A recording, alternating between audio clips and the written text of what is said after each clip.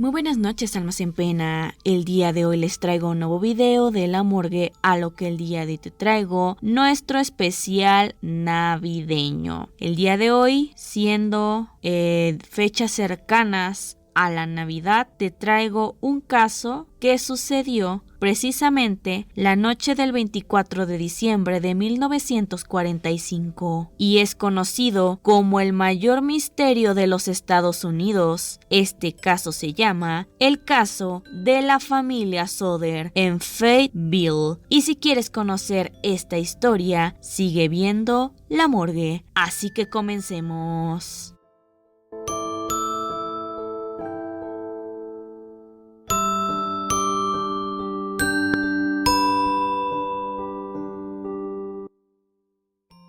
El lamentable caso de la familia Sodder, ocurrido en Fayetteville. Durante la noche del 24 de diciembre de 1945, un trágico incendio comenzaría con uno de los misterios más grandes en todo Estados Unidos, ya que posterior a esto se desencadenó la desaparición de 5 hijos del matrimonio Sodder. Aquí la historia. Vamos a comenzar primeramente hablando sobre el padre de familia y su historia antes de los hechos. Su nombre es George Sodder. Él nació bajo el nombre de Giorgio Soddu en Tula, Cerdeña, en Italia, en el año de 1895. Emigró a los Estados Unidos con 13 años de edad junto a su hermano mayor. George encontró trabajo en los ferrocarriles de Pensilvania, llevando agua y otros suministros a los trabajadores, para después tomar un trabajo más permanentemente como conductor en Smithers, Virginia Occidental, para finalmente comenzar su propia empresa de camiones. Al principio, transportando tierra de relleno a los sitios de construcción y luego transportando carbón que se extraía en la región. Después de un tiempo, contrajo nupcias con Jenny Cipriani, la hija de un tendedero en Smithers, quien también había emigrado de Italia en su infancia. La pareja se estableció a las afueras de la cercana Fayetteville, que tenía una gran población de inmigrantes italianos, en una casa de 2 pisos con estructura de madera a 2 millas al norte de la ciudad, y en 1923 tuvieron el primero de sus 10 hijos. El negocio de George prosperó y se convirtieron en una de las familias de clase media más respetadas, en palabras de un funcionario local. Sin embargo, George tenía fuertes opiniones sobre muchos temas y no se avergonzaba de expresarlos, particularmente su estridente oposición al dictador italiano Benito Mussolini. Había dado lugar a fuertes discusiones con otros miembros de la comunidad inmigrante. El último de los hijos de los Sodder fue Sylvia, quien nació en el año de 1943. Para entonces, su segundo hijo mayor, Joe, había dejado su hogar para servir en el ejército durante la Segunda Guerra Mundial. Al día siguiente, Mussolini fue puesto y ejecutado. Peor, la crítica de George al difunto dictador había dejado algunos resentimientos. En octubre de 1945, un vendedor de seguros de vida que estaba de visita ofreciendo sus servicios al padre de la familia fue rechazado y, enojado, solo le advirtió a George que su casa, y cito, se convertiría en humo y que sus hijos serían destruidos, y usted pagará por sus sucias opiniones sobre Mussolini. Otro visitante de la casa, aparentemente buscando trabajo, aprovechó la ocasión para dar la vuelta a la parte de atrás de la casa y le advirtió a George que un par de cajas de fusibles provocarían un incendio algún día. George estaba desconcertado por la observación, ya que acababan de volver a cablear la casa cuando se instaló una estufa eléctrica y la compañía eléctrica local había dicho después que era seguro. También se dice que en las semanas previas a la Navidad de ese año, los hijos mayores de George habían notado un automóvil extraño estacionado a lo largo de la carretera principal que atraviesa la ciudad, con sus ocupantes observando a los niños menores de los Soder, mientras estos regresaban de la escuela. Pues ya te conté los antecedentes de la familia antes del día del siniestro. Ahora sí, vámonos al día de los hechos. La familia Soder celebró, como era costumbre, la Nochebuena en su casa. Los niños más pequeños estaban muy emocionados, ya que era temporada de regalos, por lo que le preguntaron a su madre si podían quedarse despiertos después de la hora habitual de irse a dormir, por lo que Jenny, su madre, a las 10 p.m. les dijo que sí podían quedarse despiertos un poco más tarde, siempre y cuando los dos niños mayores que aún estaban despiertos, Maurice de 14 años y su hermano Lois de 9, se acordaran de guardar y alimentar a las vacas y a los pollos antes de irse a la cama. George y sus dos hijos mayores de nombre John de 23 años y George Jr. de 16 habían pasado el día trabajando con su padre, por lo que ya estaban dormidos. Después de recordarles a los niños las tareas restantes, Jenny se llevó a Sylvia de 2 años a la segunda planta y se fueron juntas a la cama. Se dice que el teléfono sonó a las 12:30 de la madrugada. Jenny se despertó y bajó a contestar. La persona que llamó era una mujer, cuya voz no reconoció, pidiendo hablar con un hombre que ella no conocía, mientras se reía y se oía un tintineo de vasos en el fondo. Jenny le dijo a la persona que llamó que había llamado a un número equivocado y luego se dio cuenta de la risa extraña de la mujer. Jenny colgó y volvió a la cama. Al hacerlo, se dio cuenta de que las luces seguían encendidas y las cortinas no estaban echadas. Dos cosas a las que los niños solían prestar atención cuando se quedaban despiertos hasta más tarde. Marion, la hija mayor, se había quedado dormida en el sofá de la sala, por lo que Jenny asumió que los otros niños se habían quedado despiertos más tarde y se habían ido al ático, donde ahí dormían.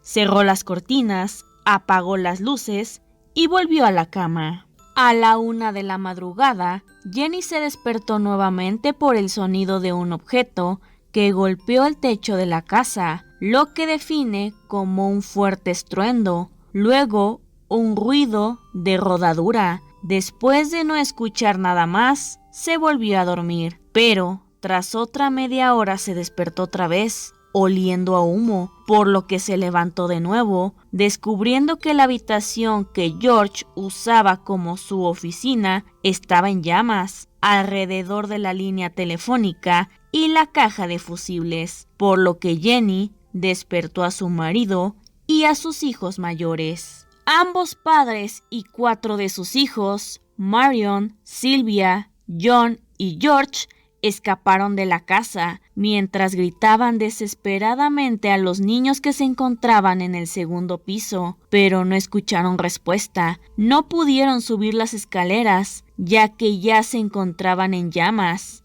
John, el hijo mayor de la familia, dijo en su primera entrevista con la policía que subió al ático para alertar a sus hermanos que dormían ahí. Luego cambió su historia para decir que solo les había hablado, pero que nunca los vio. Los esfuerzos para ayudar y rescatar a los niños fueron muy complicados, ya que el teléfono no funcionaba, pero Marion corrió a casa de un vecino para llamar a los bomberos. Un conductor en la carretera cercana también había visto las llamas y llamó desde una taberna cercana. Él tampoco tuvo éxito porque no pudo comunicarse con la operadora o porque el teléfono resultó estar roto. Al final logró comunicarse con el departamento de bomberos desde otro teléfono en el centro de la ciudad. George trepó por la pared y rompió una ventana del ático,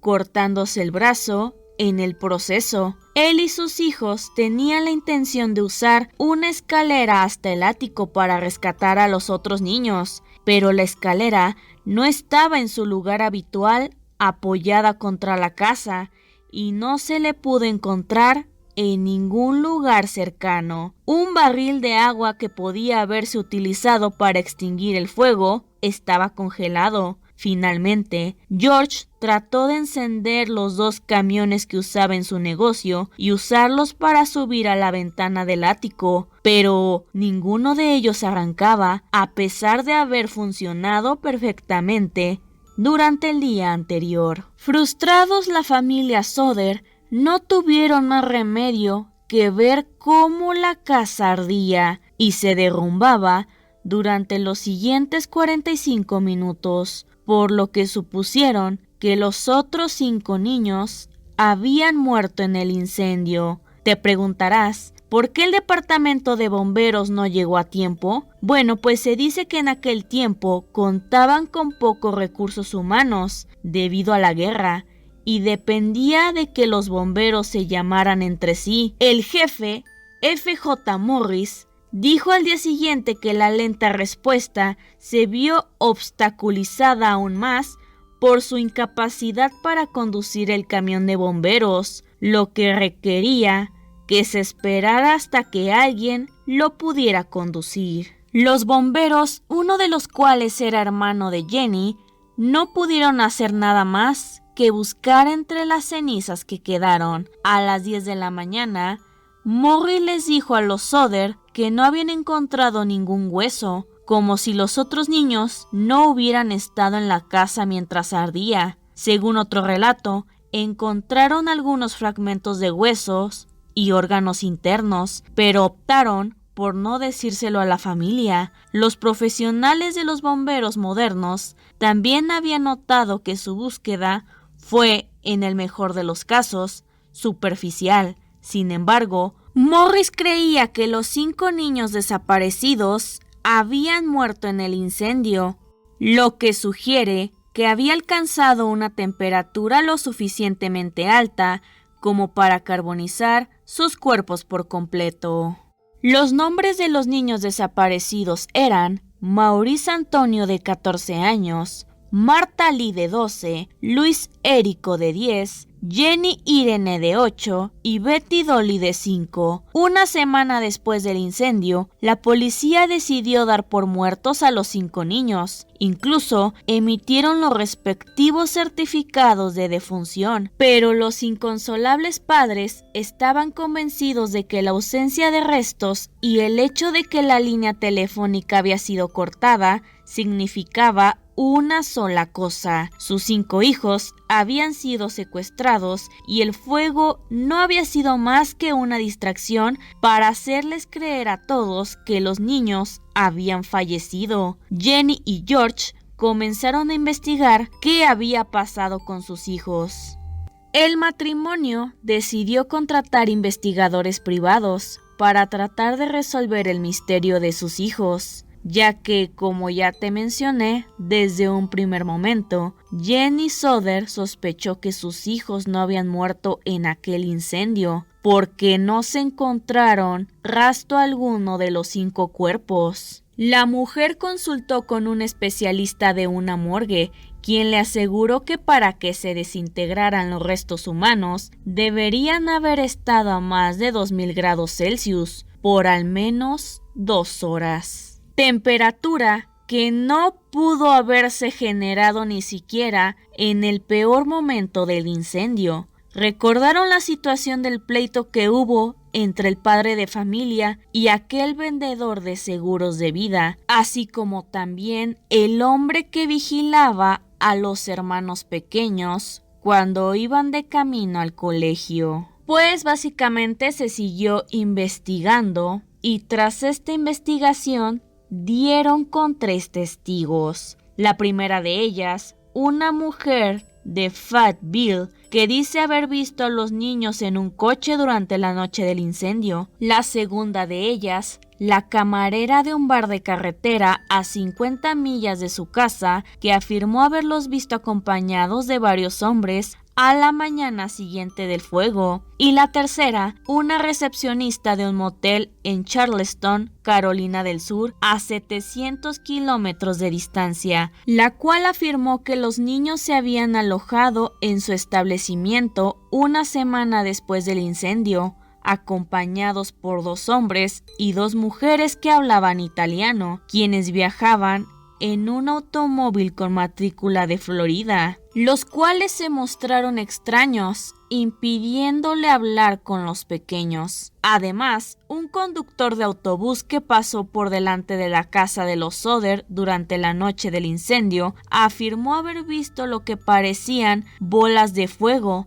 lanzadas contra el tejado de la vivienda. Los Soder, tras entrevistarlo, concluyeron que se trataba de algún artefacto que provocó el incendio y que fue ese el ruido sordo que había escuchado Jenny antes de que se desatara el siniestro. El investigador privado que contrataron los Soder descubrió algunos hechos interesantes, como por ejemplo que el mismo vendedor de seguros de vida que había discutido con George formaba parte del comité que había declarado muertos a los niños. Los Soder, ya al borde de la desesperación, llegaron a ofrecer una recompensa de $10,000 por cualquier noticia que condujera al hallazgo de sus pequeños, por lo que comenzaron a llegar diversas llamadas de supuestos avistamientos de los niños. En agosto de 1949, George pudo persuadir a Oscar Hunter, un patólogo de Washington, D.C., para que supervisara una nueva búsqueda en la tierra del solar de la casa. Después de una búsqueda minuciosa, se encontraron artefactos que incluían un diccionario que había pertenecido a los niños y algunas monedas. Se desenterraron varios pequeños fragmentos de hueso que se determinó que eran vértebras humanas. Los fragmentos de hueso se enviaron a Marsh T. Newman, un especialista del Instituto Smithsoniano. Se confirmó que eran vértebras lumbares, todas de una misma persona. Dado que los recesos transversales estaban fusionados, la edad de este individuo al morir debía haber sido entre 16 o 17 años, dijo el informe de Newman. El límite máximo de edad debería ser unos 22, ya que los centros que normalmente se fusionan a los 23 años aún no están fusionados. Por lo tanto, dado este rango de edad, no era muy probable que estos huesos fueran de alguno de los 5 niños desaparecidos, ya que el mayor, Maurice, tenía 14 años de edad en ese momento, aunque el informe admitió que las vértebras de un niño a su edad a veces estaban lo suficientemente maduras como parecer estar en el extremo inferior del rango. Newman agregó que no mostraban signos de exposición a las llamas. Además, estuvo de acuerdo que era muy extraño que esos huesos fueran los únicos encontrados, ya que un fuego de leña de tan corta duración debería haber dejado atrás los esqueletos completos de todos los niños. El informe concluyó que las vértebras probablemente provenían de la tierra que George había puesto sobre el sitio, por lo que más tarde se confirmó que los fragmentos de hueso provenían de un cementerio en las cercanías de Mount Hope, pero no se pudo explicar por qué los habían sacado de ahí o cómo llegaron al lugar del incendio. En el año de 1968, ya como último acontecimiento de este caso, una misteriosa fotografía llegó a manos de la familia Soder. A nombre de Jenny Soder, llegó una carta que contenía una fotografía de un joven veinteañero, moreno y de ojos oscuros, que en la parte posterior llevaba una inscripción, la cual decía: Louis Soder, I love Broad Frankie, Elite Boys, y una numeración un tanto extraña. que era A90-132, aunque se dice que esta última puede ser 035. Las autoridades opinaron que aquello era una broma de mal gusto, pero los Soder creyeron que aquel podía de verdad ser su hijo Lois Érico, uno de los 5 niños desaparecidos, y enviaron a un detective a Kentucky, donde había sido sellada la carta, pero no tuvieron resultados. El joven de aspecto italiano de la fotografía jamás pudo ser identificado. Al final la familia no pudo saber qué le sucedió en realidad a sus hijos, ya que evidentemente los padres ya fallecieron y se dice que únicamente queda la hija menor del matrimonio.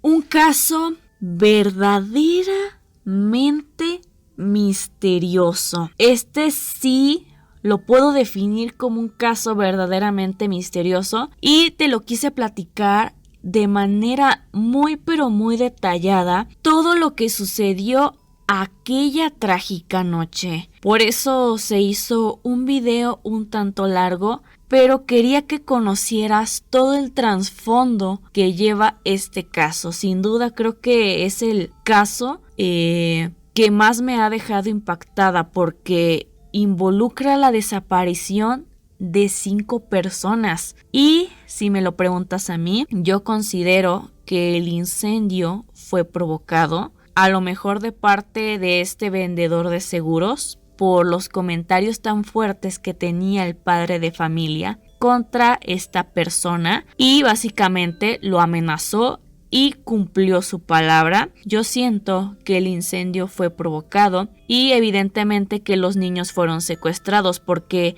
la mayor prueba de todo esto es que no se encontraron restos óseos de ninguno de los 5 cadáveres, y es un hecho pues sumamente extraño, ya que pues la familia se informó con un especialista de una morgue y se dice que para que se pueda consumir completamente un cuerpo debe de estar a cierta temperatura y durante un largo periodo de tiempo, pudiéramos decirlo, algo que evidentemente durante el incendio no ocurrió.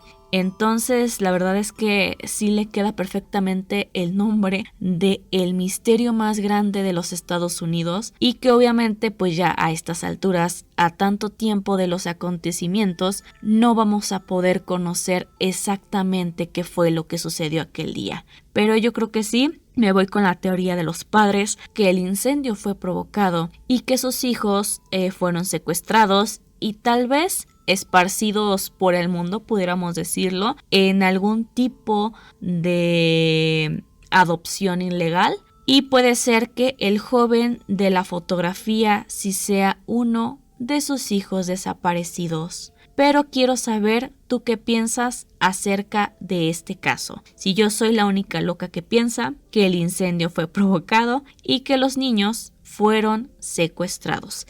Quiero escuchar, o más bien ver tu comentario en la parte de aquí abajo. Y ya nada más me queda por decirlo. Al principio de este video les dije que este video se va a estar subiendo en fechas cercanas a lo que viene siendo Navidad, y acabo de fijarme en mi calendario y este video se va a subir exactamente el 24 de diciembre. Entonces no me queda más que desearte a ti que me estás escuchando y a todos los seguidores de La Morgue una muy bonita Navidad y un próspero año nuevo. Claro que sí. Esperen el video especial de fin de año. Y pues creo que sin más por el momento, hasta que el video del día de hoy. Espero que te haya gustado y por favor regala un me gusta y suscríbete en el botoncito de la parte de abajo. Y si nos estás viendo por Facebook, por favor dale me gusta a la página para que no te pierdas ningún video de La Morgue. Y recuerda que videos nuevos todos los martes y viernes 9 de la noche, hora Ciudad de México, aquí en La Morgue. Yo soy Diana Cruz y te deseo una excelente y terrorífica noche. Hasta pronto.